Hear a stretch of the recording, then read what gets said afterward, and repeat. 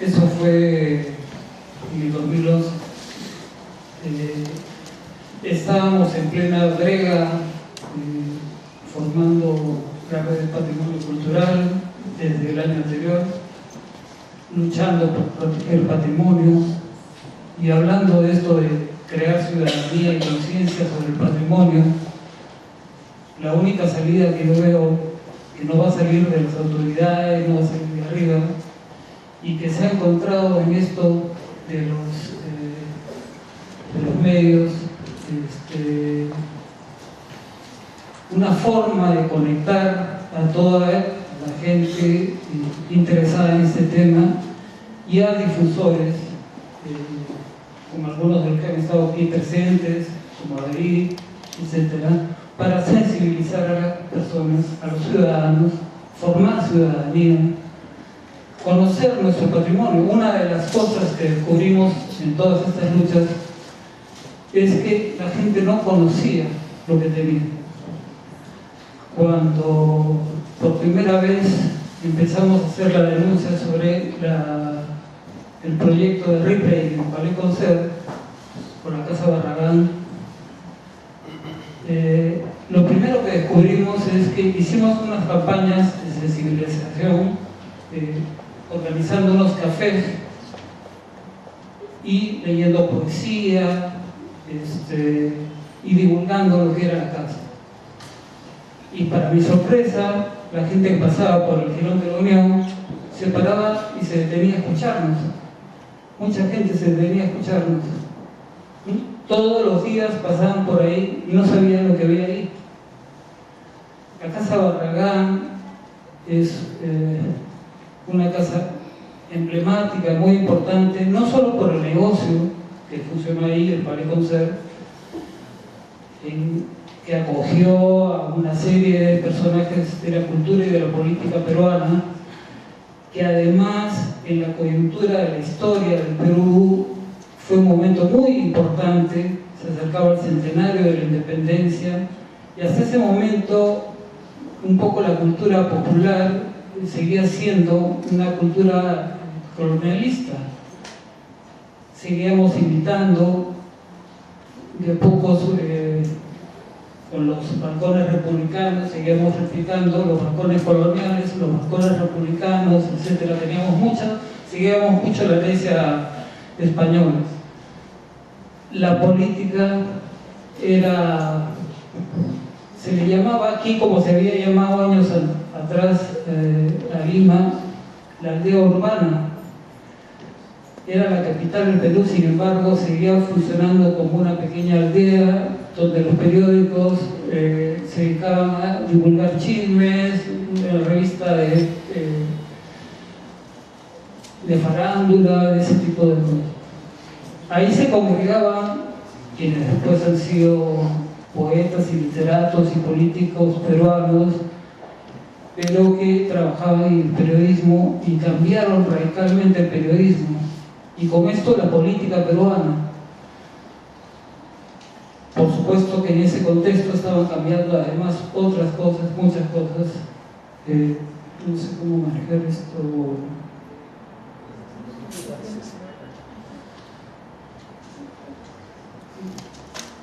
¿Cómo salgo para verlas?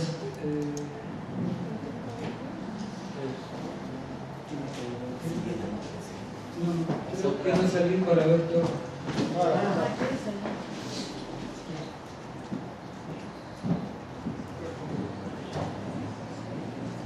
Lineamientos.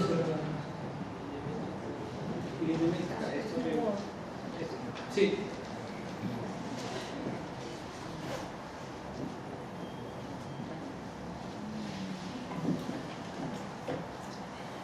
Para nuestra sorpresa,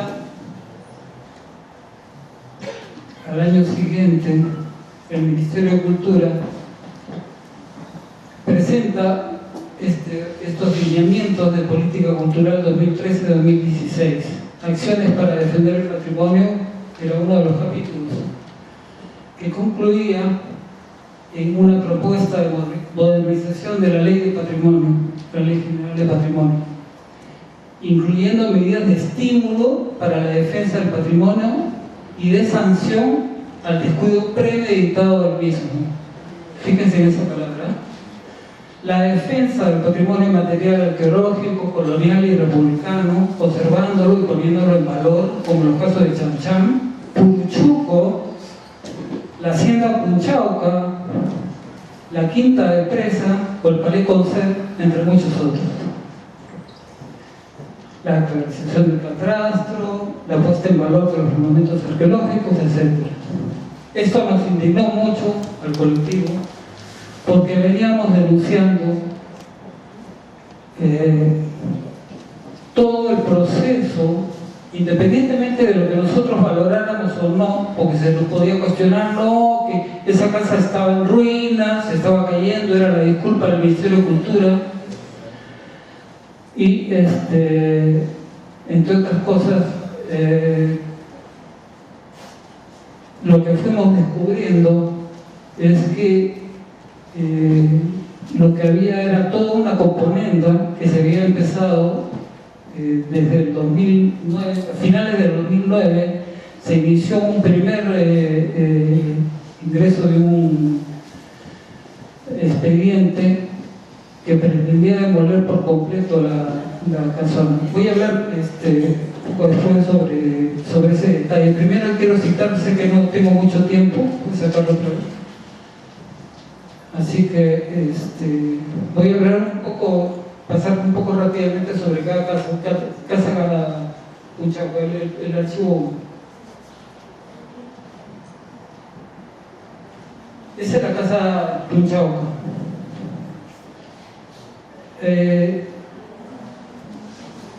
Una productora argentina está haciendo una película, pretende hacer una película sobre San Martín. Y todo su recorrido y todo. La casa Punchauca es famosa porque fue el cuartel general que tuvo San Martín aquí en Lima. En ese estado se encuentra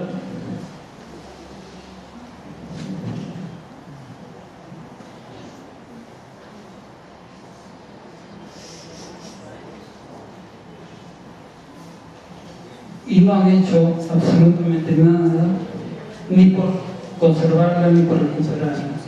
¿Puedes pasar al segundo archivo?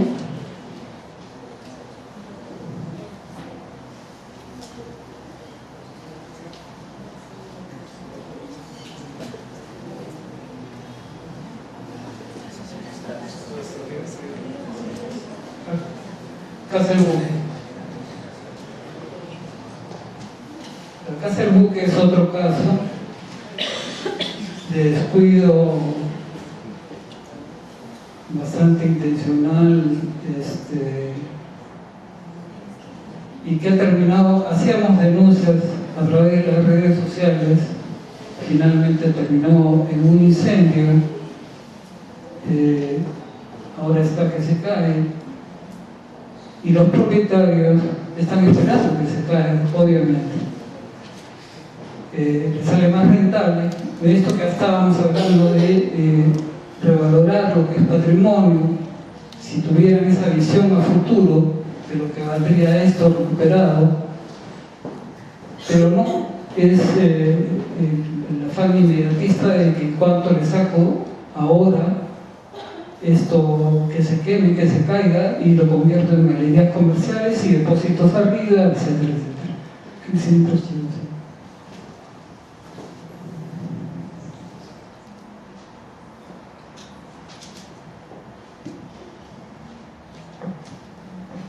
Catalina Huanca.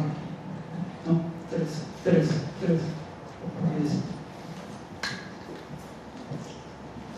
Catalina Huanca.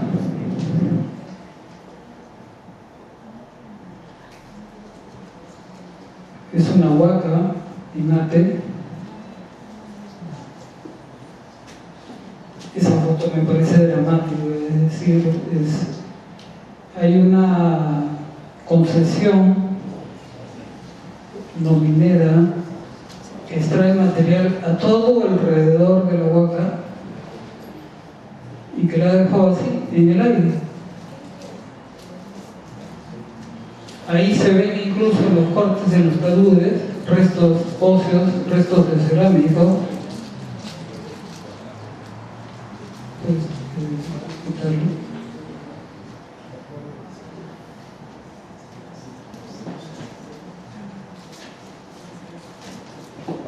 Solo muertos, sí.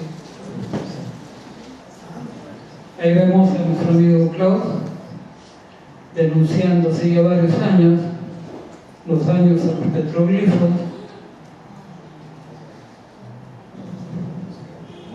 Lo sacan para hacer construcciones. Así es, como una cantera. Y quería detenerme un momento aquí, no sé si esto se está pasando solo. El Dino Park.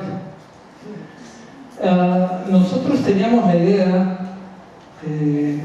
yo no veo la discrepancia, de que cuando se hiciera el Ministerio de Cultura, iba a ser el Museo de Cultura, Ciencia, Tecnología e Innovación. Yo no veo la discrepancia entre ciencia y cultura. Ciencia, investigación, innovación, tecnología, tenían que haber estado aliados, ser aliados. Nuestro amigo Klaus pretendió hacer este museo, este lindo museo, primero en Latinoamérica. Ya lo tenían el lugar ubicado en un parque zonal en Villa El Salvador, tenían ya las cosas puestas ahí, hasta que ingresó el nuevo alcalde y le puso las cosas en la puerta y le dijo: tú ve qué haces con tus cosas, pero te las llevas de aquí. Creo que al día siguiente recibió llamadas de países vecinos. Sí, exactamente, de Arica, de Bolivia, finalmente de Ecuador, si no me equivoco. Todos querían el museo, menos nosotros. Finalmente, porque estábamos conversando, queríamos que se quedara en el Perú. Por suerte ha conseguido que una ciudad peruana acoja este museo. En Tacna, exactamente. Felizmente se quedó aquí.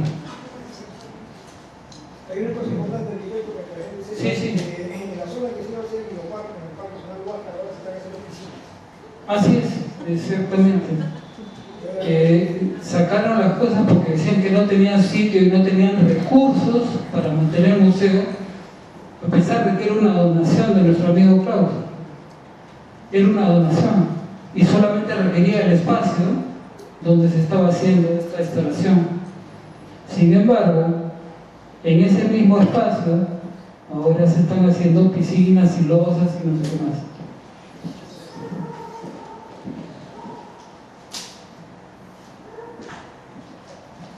Esto es un caso, la Casa Hacienda San Agustín, el estado en el que estaba, tenía que salir de ahí, eso lo sabían desde el 2000, y a fuerza de conectarnos por las redes sociales, se convocó a un grupo de voluntarios que estuvo a cargo precisamente aquí del arquitecto Jorge Larrea, y con ayuda de la regional del Callao, si no me equivoco, ¿fue así? El director de la regional del Callao fue que finalmente apoyó el último día, cuando estaba la maquinaria lista para demoler todo, y le dieron un plazo de 10 días para hacer un levantamiento y desmontar todo lo que se podía desmontar. Graciosamente leo ahora un informe del Ministerio de Cultura que ellos tomaron la iniciativa y que ellos hicieron el trabajo y convocaron a los profesionales que hicieron esto. Todos son voluntarios, algunos de la Escuela Taller, otros de la Regional de Lima, del Callao, etc. ¿Qué le costó finalmente, meses después, el puesto al director de la Regional Callao, Alberto Paz de la Vega? mi homenaje para él. Ese sí es un funcionario, un tipo íntegro, valiente, y le costó su puesto.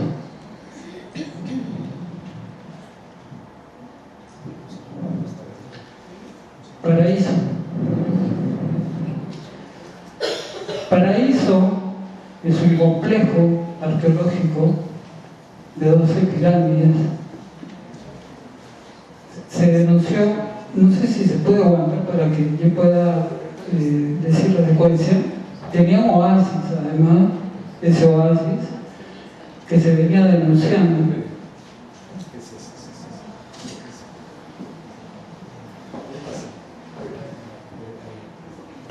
No, eso no es mío.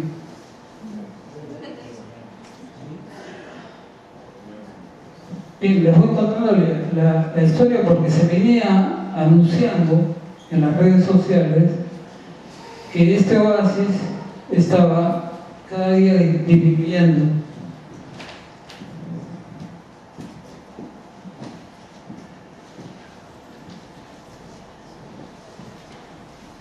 Este es el 27 de julio de 2008, el 21 de abril de 2010 se iba reduciendo, y ven ustedes las plantas de alrededor,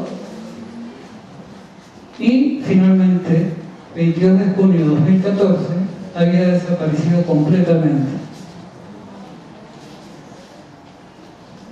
Del mismo modo se venía denunciando, antes creo que esto ya no está en orden, pero aquí ya está demolida la pirámide, ahí está en plena demolición. También se venía anunciando esto en las redes sociales y el ministerio jamás se presentó. Esperaron un sábado por la tarde, recogieron mucha basura, prendieron fuego a la basura, con el humo se tapaba todo y metieron maquinaria pesada. Demolieron en 2-3 horas, demolieron todo, y la intervención fue a raíz de que vecinos, hablando de ciudadanía justamente y empoderamiento de los vecinos de sus restos, un grupo de vecinos que reconocían el valor de estas pirámides fue quien denunció a la policía, que se presentó a las pocas horas y detuvo a estos tipos, y los detuvo con la maquinaria. Finalmente hay una foto graciosa donde sale el que era viceministro en ese entonces tomándose una foto al lado de la maquinaria, infraganti. Lo que ha ocurrido después es cómo es posible que ese ministro se toma la foto con la maquinaria que acababa de destruir el patrimonio de 5.000 años, entre 4 y 5.000 años de antigüedad, y no requisara la máquina. Se identificó a la propietaria de la constructora que hizo esto, se le ha puesto una multa, se le ha notificado, etcétera, etcétera, pero jamás se le retuvo la maquinaria. Por supuesto que para los intereses edificatorios, digamos, para quien pretende edificar ahí, la multa que le ponen le hace cosquillas, ¿no? ¿Puedes poner el siguiente, por favor?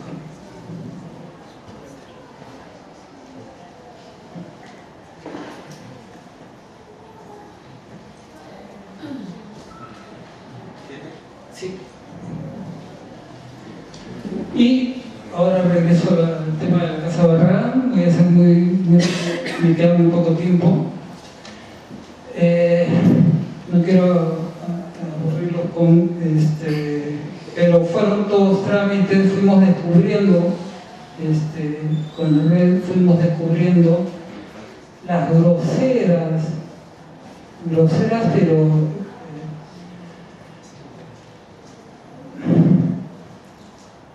quiero morderme la lengua para no decir barbaridades aquí. Este fue el estudio entre comillas, que hicieron de la estructura. Yo conseguí esto del Ministerio de Cultura y finalmente, porque existe en el expediente, o sea, ni siquiera son capaces, no han tenido la vergüenza de tapar las atrocidades que han cometido. Esta es una de las primeras casas que se hicieron en concreto. Ellos pretendieron que con el pretexto de que la casa se estaba cayendo a pedazos porque ahí había funcionado una discoteca, una pollería y no sé qué tanto, tenía una serie de problemas. Ahí estamos haciendo, y nos mandaron al Escuadrón Verde cuando hacíamos leyendo poesía, y nos mandan al Escuadrón Verde. Bueno, yo me he imaginado mil cosas que poder hacer con el Palais Concert. Pueden otros opinar diferente, eso es opinable, pero lo que ellos decían era, después de ese estudio, encargado a una oficina importante como era del ingeniero Blanco, pero no especialista justamente en este tema, es que esa casa se estaba cayendo a pedazos y no resistía. Entonces su primer proyecto era derrumbar la casa y le hacían el favor al Ministerio de Cultura de conservar la fachada. Quiero agradecer a todos los que fueron miembros, o son miembros de la Red de Patrimonio Cultural, y a los que nos ayudaron en ese entonces. Fue una lucha titánica porque nos hackeaban, nos hicieron mil cosas, pero por lo menos la satisfacción que quedó es que la casa no fue destruida. Es cuestionable el uso que tiene, pero la casa no fue destruida. Finalmente tuvieron que ingresar otro expediente. Y aquí quiero tocar por último algo que está en este momento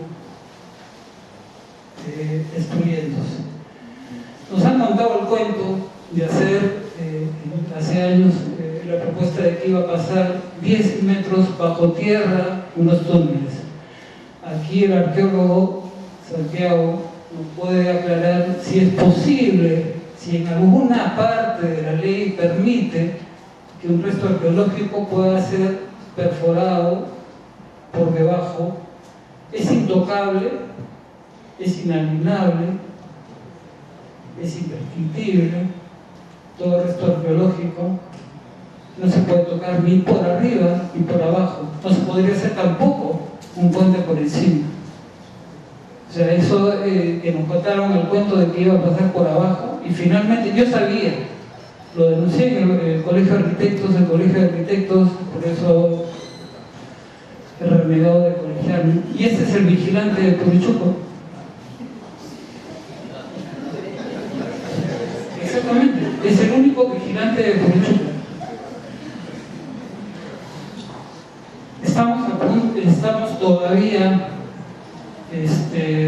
tratando, en fin, ya lo hemos perforado, pero empezando, y creo terminar con esto, porque no da tiempo para más detalles, pero sí, esto de crear ciudadanía a través de las redes sociales, creo que es la última arma que nos queda, porque esperar de otra manera, o sea, la difusión, los colectivos que difundan estos, porque yo les muestro el informe que hace el Ministerio de Cultura, como que se adjudica, nosotros salvamos eso de los lineamientos, nosotros salvamos Puruchuco, salvamos el Palais Concert, nosotros, lo hicimos nosotros, las redes, todo el público que nos apoyó, personas a las que sensibilizamos y les contamos la historia, y les contamos qué cosa era cada uno de esos restos arqueológicos y qué cosa era nuestra cultura.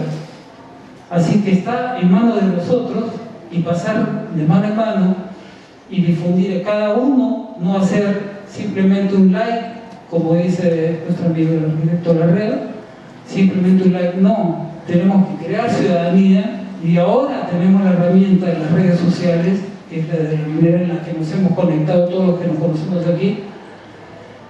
Así que creo que eso es lo único que nos queda para lograr sensibilizar, cuestionar y salir a las calles, como se ha hecho con el bypass, como se ha hecho con el transporte público, como se ha tratado de hacer con Puruchuco, pero hay demasiados intereses creados no se imaginan, bueno, en fin, ya no me da tiempo para explicar más el detalle, pero tengo la esperanza de que a partir de ahí empecemos a crear ciudadanía por fin. Gracias.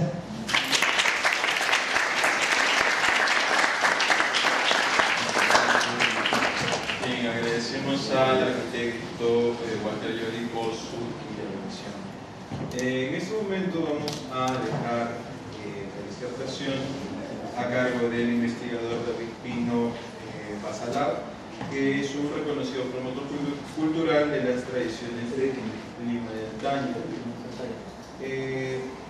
Él es director del blog y página Lima la Única, a través del cual se difunde la historia de Lima. Además, dirige la página de Paseos Históricos de Lima, organizando recorridos turísticos por diferentes puntos de la capital.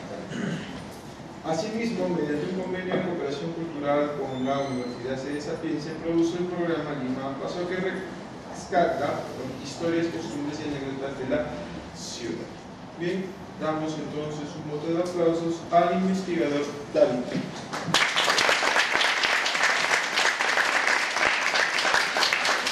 Muchas gracias. Estoy 100% seguro de que todos los presentes, sin excepción, amamos el patrimonio. Y visto lo que se ha mencionado en las ponencias que me han antecedido, estamos preocupados por lo que está pasando actualmente. Y sin duda, esta amargura nos lleva a culpar a los que ahora tienen la administración, ¿no? Ya sea el gobierno municipal, el Ministerio de Cultura, el gobierno central. Sin embargo, todos los presentes podemos hacer algo. Más allá de la queja, más allá del like, que vamos a repetir nuevamente, después de la puse en el tapete, todos podemos hacer algo. Esta ponencia, esta preparación que he traído a ustedes, se titula La difusión como herramienta para la protección del patrimonio. Nadie quiere lo que no conoce. Es una frase que se repite constantemente. Los que eligen a las autoridades son personas, como se dijo, que no conocen la historia que tienen, que no conocen su patrimonio. Entonces, a raíz de la aparición de las redes sociales, a raíz de que se han abierto muchos grupos, muchas páginas que comparten fotografías como estas, cuya primera impresión pues nos lleva a mirar el pasado limeño, el pasado patrimonial, el gusto que tenían los antepasados por ir por la vida, por vivir, por las comodidades, por el entorno, ¿no? Nos ha permitido apreciar una ciudad que no conocíamos. Una ciudad que hoy en día permanece pues prácticamente desaparecida. Las vistas que hemos apreciado, por ejemplo, este es el hipódromo Santa Beatriz, hoy Campo de Marte, estas tribunas no existen. Este es el Parque Central o Plaza de Armas de la Punta, con edificios de muy bello estilo, una glorieta que era usada los días domingos para las retretas, para que los vecinos pudiesen compartir con otras personas sus recuerdos, sus memorias.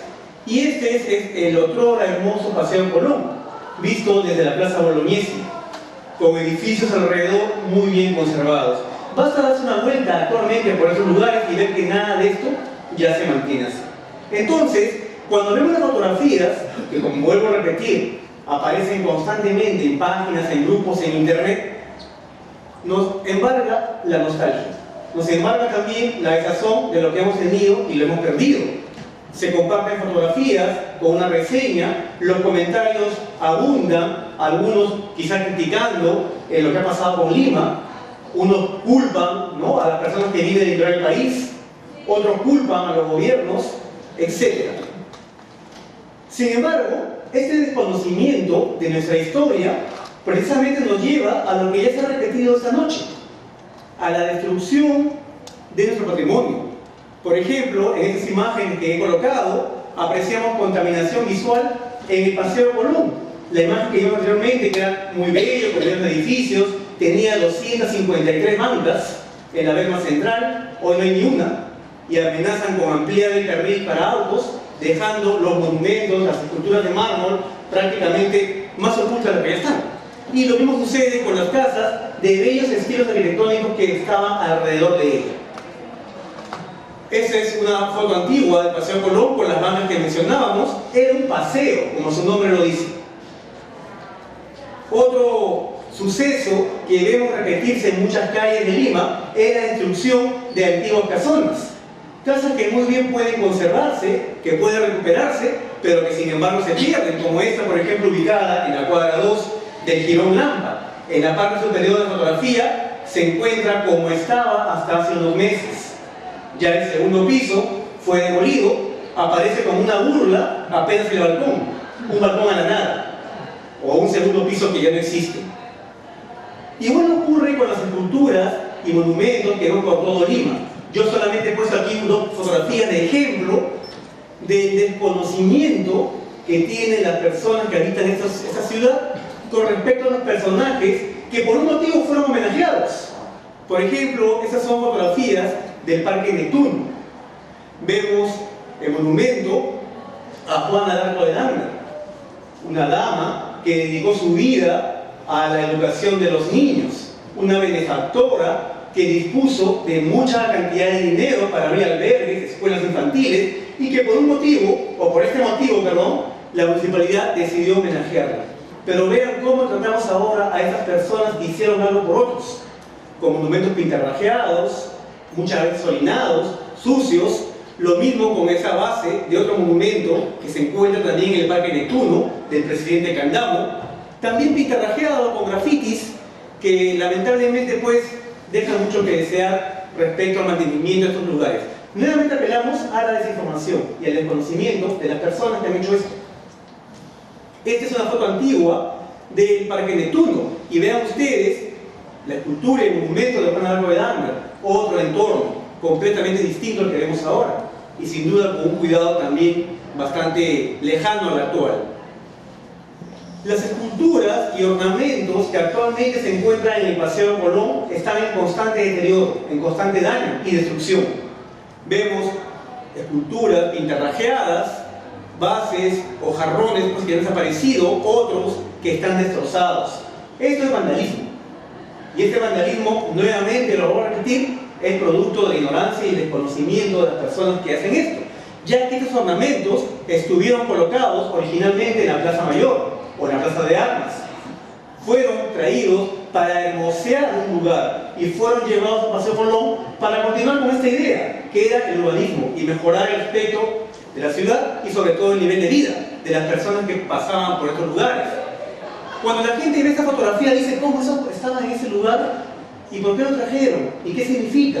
Empieza el interés por conocer qué cosa es esto. También muchos edificios, casonas, se incendian, se caen. Los motivos pueden ser muchos. Aquí he puesto fotografías del incendio de uno de los edificios de la Plaza 2 de Mayo. La Plaza 2 de Mayo es un entorno monumental con 7 edificios diferentes uno del otro. Ninguno se parece a que esté a su costado. Y cada uno tenía elementos que lo hacían único, para la redundancia. Este edificio se quemó hace 9 meses, poco más de 9 meses. En su momento, mucha prensa, muchos periodistas, muchas personas se interesaron. De pronto todos conocíamos la historia de Quito Arco Herrera, la historia de los edificios de 2 de Mayo, la historia de la arquitectura del Segundo Imperio, etc. Pero ¿qué pasó? Con los meses nos olvidamos. Y actualmente este edificio luce así, abandonado y olvidado. Esta es una fotografía tomada unas semanas antes del incendio. Cosas, casualidades de la vida. Vemos el edificio un poco antes del incendio, como he mencionado, ¿no? Entonces, el conocer el pasado, el conocer nuestra historia, la difusión permite que las personas puedan tomar un cariño hacia lo que tenemos. En este aspecto, todos podemos contribuir en esto, ¿no? Podemos convertirnos en cofrades de esta religión que es nuestro patrimonio. No nos quedemos en la crítica, no nos quedemos solamente en la añoranza. Como repito, se han abierto hoy en día páginas en las redes sociales. Cuanto más páginas se abran, cuanto más personas compartan, mejor va a ser. Porque todos van a poder conocer lo que es su historia. Se realizan paseos, se realizan visitas guiadas, muchas personas se dedican a esa labor, van por lugares poco conocidos y la gente se sorprende al conocer la historia de sitios que hoy están lamentablemente abandonados. Entonces, la difusión, mediante fotografías, mediante las redes sociales, mediante recorridos y también mediante la persistencia en la denuncia, crea un espíritu que contagia y de los cuales todos podemos ser partícipes. Compartan lo que saben con otras personas. Expliquen una fotografía a sus familiares. Poco a poco, de esta manera, quizás sea una batalla de largo aliento, quizás sea un trabajo de hormiga, quizás hasta sea menospreciado, pero de esta manera vamos a lograr que más personas dejen, tal vez, los programas basura que llamamos la televisión y empiecen a mirar un poco más a su alrededor. Empiecen a alzar la mirada y vean lo que la ciudad tiene para ellos.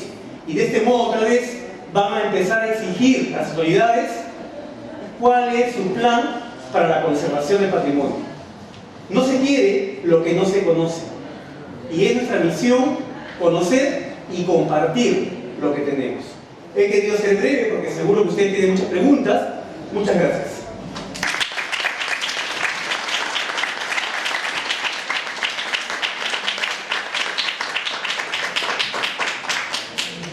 Bien, agradecemos la intervención del investigador David Espino. Bien, vamos a pasar ahora a la ronda de preguntas. Por favor, que sean directas, por favor. ¿Sí? Primera pregunta.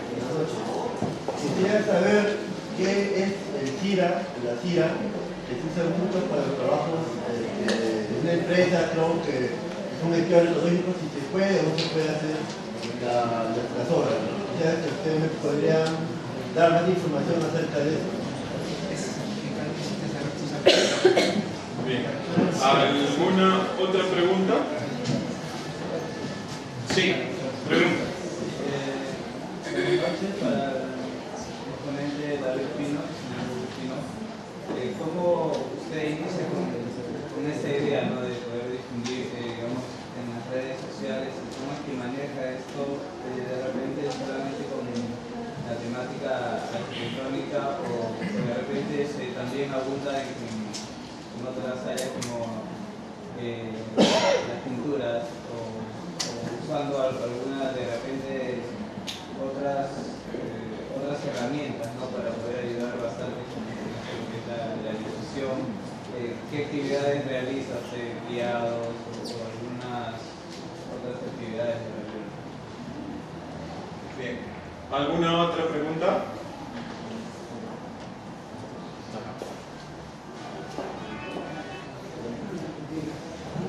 Sí. Bueno, yo quisiera hablar a nombre del Ministerio de Cultura sede Callao, específicamente sede Callao, porque nunca he trabajado en Lima. Y sí puedo dar fe y sí puedo ser testigo de que sí se están llevando a cabo labores así sin presupuesto. Y por eso que yo también, de cierta parte, comparto el pensamiento del arquitecto Larrea y del joven acá, señor Pino, de que realmente, en la medida de nuestras posibilidades, sí podemos ayudar en la protección y en la difusión. Y como yo siempre doy en las charlas de protección al patrimonio y lo que es patrimonio cultural, el patrimonio es de todos, es absolutamente de todos, no es de la policía, no es del Ministerio de Cultura, no es de la empresa privada, es absolutamente de todos y todos podemos ayudar en su protección. No necesariamente presentando un proyecto de investigación o presentando un proyecto de inversión pública, sino también podemos hacer campañas de limpieza, como hay muchos ciudadanos que se han presentado a la sede Callao,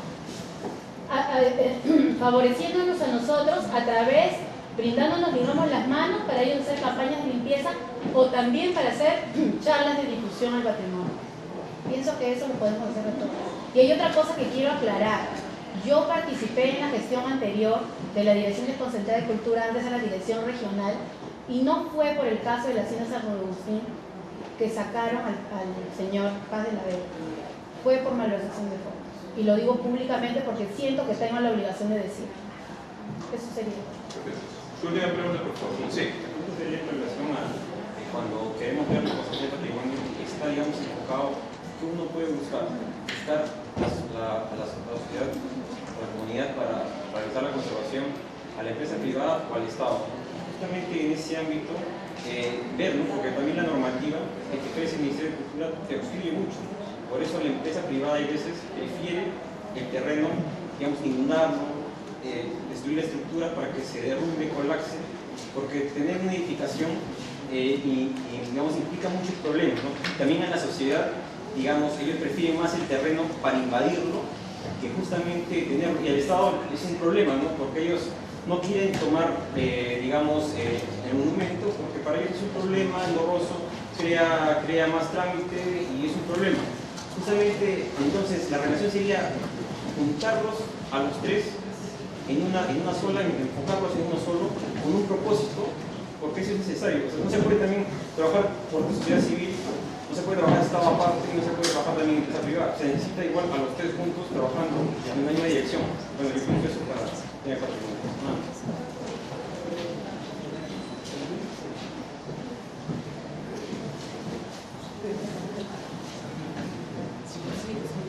Bien, gracias por la pregunta respecto a mi actividad.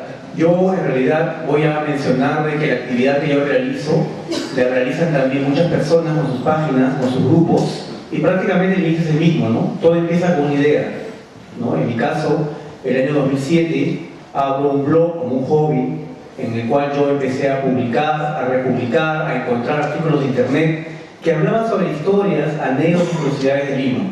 Mi interés porque esas historias no se pierdan me llevó, pues, como repito, a abrir un blog. Recuerdo que el primer artículo que puse fue la historia de la banca acústica del Parque Washington, ¿no? Una curiosidad limeña, que las personas podían hablar a ambos extremos y escucharse sin alzar la voz. En 2010 tuve que actualizar ese artículo, ya que la banca fue demolida, ¿no? Llevándose, pues, el pedazo de recuerdo y memoria, ¿no? de ese lugar. Entonces, es justo ese año, el 2010, en el que con el auge de las redes sociales decido en el mes de enero abrir una página en Facebook con el mismo nombre de mi blog, que es Lima la Única, en el cual empecé a publicar fotografías con una pequeña reseña, y lo interesante de esto, y que seguro ha ocurrido con muchos grupos y con muchas personas, es que personas de toda edad empezaron a participar. Jóvenes que se sorprendían de conocer mediante fotografías los lugares por los que pasaban a diario, y personas adultas que empezaron también a comentar sus recuerdos añadidos a los lugares que se veían en las fotos. Sumado a estos profesionales que también empezaron a compartir sus conocimientos, se creó de este modo una comunidad, ¿no?, en la que el compartir y la difusión era constante, ¿no? Bueno, después, como usted mencionó, también se realizaron visitas, salidas a lugares poco conocidos de la ciudad. Fuimos a Barrios Altos, un lugar que prácticamente está estigmatizado por el tema de la seguridad. El tema de la seguridad en realidad sucede en todas partes, y Barrios Altos tiene bastante historia. En cada calle, en cada metro, se puede hablar bastante de este lugar, y mucha gente se quedaba sorprendida de conocer la historia del barrio chino, de conocer dónde la ubicación del primer hospital de América, de conocer la historia de Plaza Italia, ingresar quizás al primer condominio de viviendas, que es la Quinta Jeren, que hasta ahora existe, etc. Entonces las salidas, la difusión ya en el campo, permitió que mucha gente, como se dice, se enganche con el tema y empezar a su vez a compartir con otros. Se formaban muchos grupos que hasta el día de hoy continúan con esas visitas, con gente que tal vez por primera vez va. Yo considero de que el tema de la educación es importante. Si las personas no conocen lo que tienen a su alrededor, poco les va a importar si alguien lo pitarrajea o si lo demuele. Entonces creo de que esto de la difusión es una cadena. Todos debemos pasar a la acción, debemos dejar de ser observadores pasivos, de ser observadores quejumbrosos de lo que ocurre a nuestro alrededor y empezar a hacer algo. Yo les cuento una experiencia que ocurrió con el tema de las redes sociales el año pasado.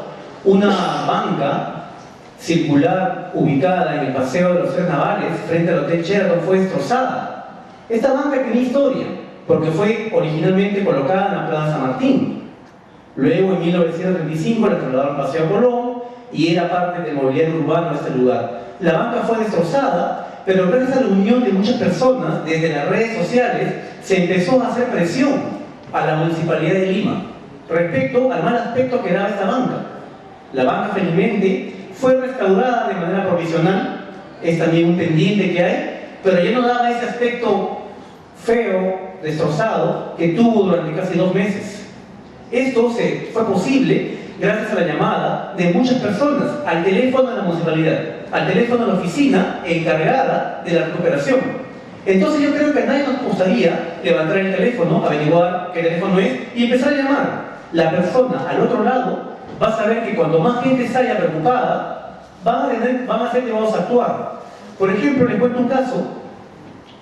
Hace poco estamos todos sorprendidos con la noticia del retiro de postes de un evidente estilo artístico de la avenida La Colmena, de un día para otro, reemplazados por postes sin ninguna belleza ornamental como la merece esta avenida, ¿no? El jueves, por ejemplo, un grupo de personas vamos a entregar una carta a la Municipalidad de Lima, exigiendo que la municipalidad, en su deber que tiene, informe el motivo por el que fueron retirados, presente los documentos, dónde están los postes, presente el proyecto para su remodelación o reparación y cuándo van a ser colocados. Cualquiera puede ir. Este jueves 30 a las 10 de la mañana lo vamos a encontrar en el monumento a la Plaza San Martín. Nadie nos paga por hacer esto. Sencillamente lo hacemos porque tenemos un cariño por la ciudad. Si alguien no lo hace, o si nadie lo hace, se va a perder. Entonces cada difusor presente hoy en esta reunión sabe que tiene una responsabilidad grande. En mi caso, lo que empezó como un hobby se ha convertido en una responsabilidad de la cual yo me siento orgulloso y muy contento de realizarlo.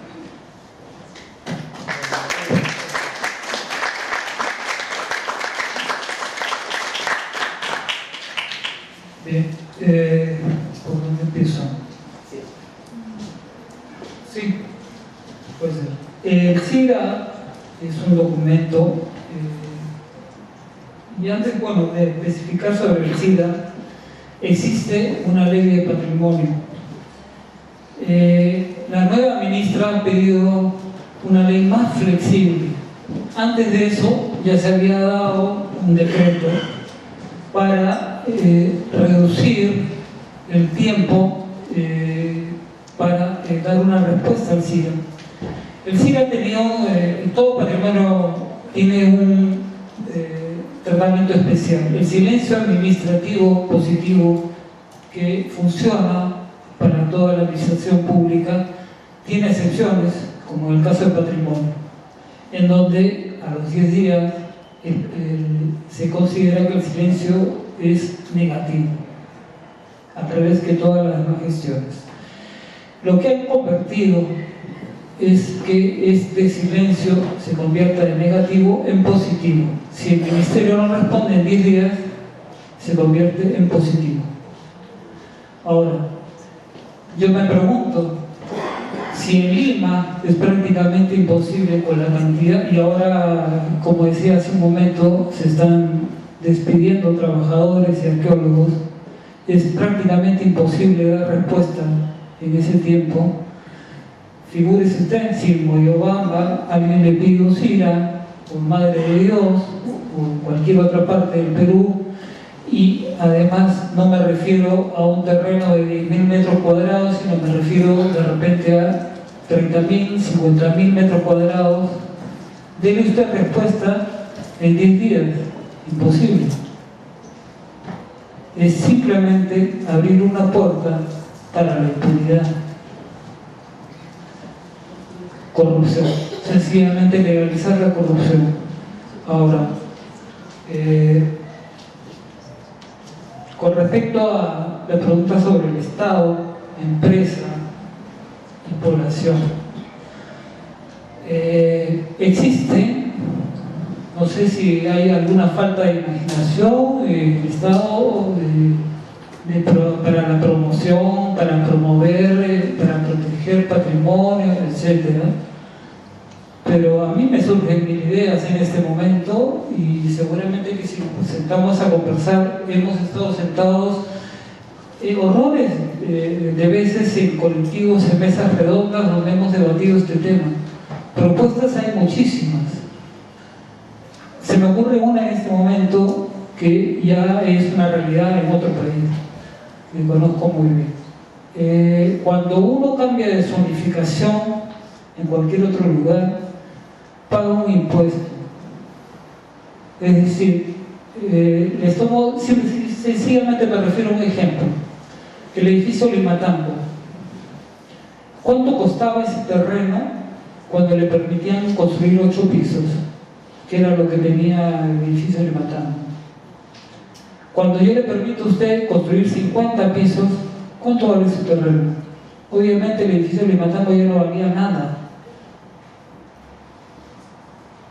¿Me entiende? Ahora, yo veo, por ejemplo, en una conversación que tuve con un arquitecto muy famoso, y no estábamos hablando de patrimonio, sencillamente de respetar ciertas alturas. Es decir, yo elevo alturas, pero me falta imaginación para, digamos, todo el muro el malecón de Miraflores, el malecón Cisneros, se está convirtiendo en un muro de edificios de 20 pisos, 18 pisos.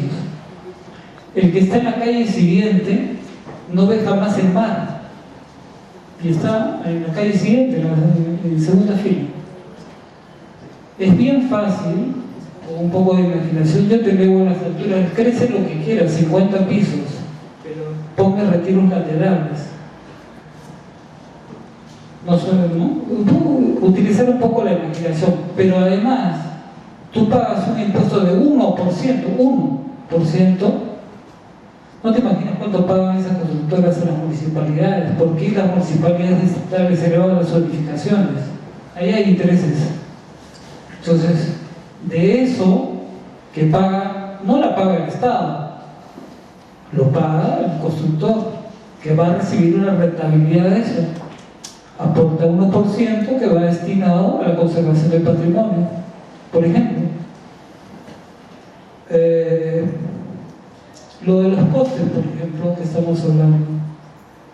Desde el último año de la gestión de Susana Villarán, el NOR insistía en cambiar esos postes por postes de cemento. Se negaron en todos los tonos, y finalmente el NOR es la que se ha impuesto y ha colocado sus postes de cemento, porque no los tiene que conservar. Es mucho más fácil de conservar. El NOR tiene mucho que ver en esto, y por supuesto la autoridad que le dio el permiso para cambiar esos postes. Finalmente, yo no voy a poner las manos al fuego por el que fue el director de la Regional Callao.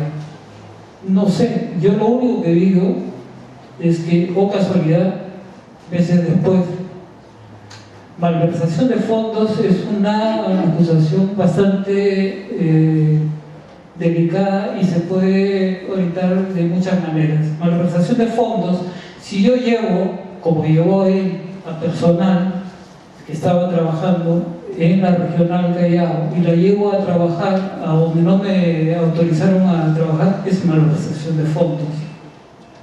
¿Ok? Yo a ese señor lo aplaudo por esa malversación de fondos,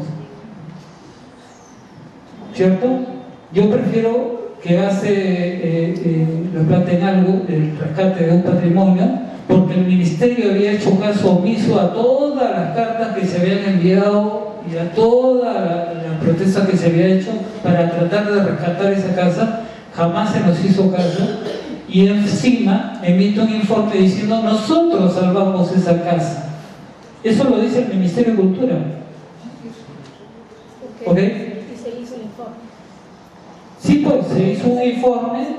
Por eso lo dice el Ministerio de Cultura, porque él en esa época era parte de... Pero no lo hizo el Ministerio de Cultura. Dicen ellos que convocaron... Porque no me pagó mi sueldo, se lo tiró. Esa es la malversación de fondos. No es que yo voy a trabajar gente en otro Está bien, yo no voy a debatir con ustedes. Bien. Gracias por haber venido pues, a este primer coloquio. Damos por concluido este evento. Vamos a invitar al ingeniero Klaus Honinger Mitrali, que es el director de Relaciones Internacionales del IES, para entregar los certificados a los ponentes. Bien. Muchísimas gracias.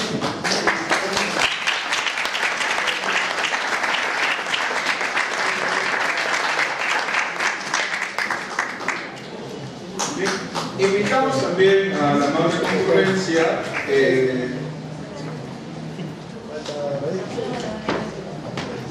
Muchísimas gracias.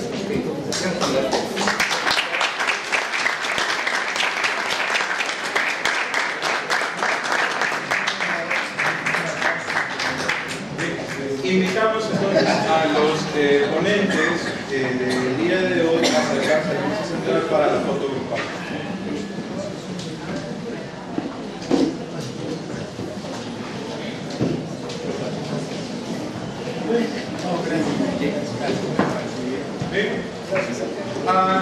En esta concurrencia, la Comisión de Escritoras del PN Internacional del Perú tiene el agrado de invitar a la conferencia Poesía y Compromiso de reflexiones entre los continentes de nuestro invitado, el doctor Luis del Río Donoso, docente y crítico de la Universidad de Sorbona. Este evento se llevará a cabo el lunes 27 a las 7:40 en este Instituto Raúl Cardamón.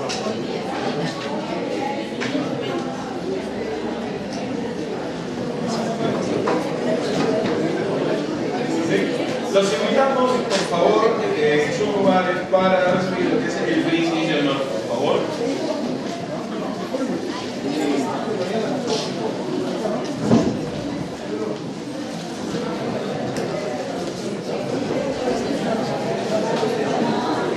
Agradecemos a la distinguida concurrencia su asistencia a este coloquio. Y brindo por el compromiso de defensa y valoración del patrimonio cultural.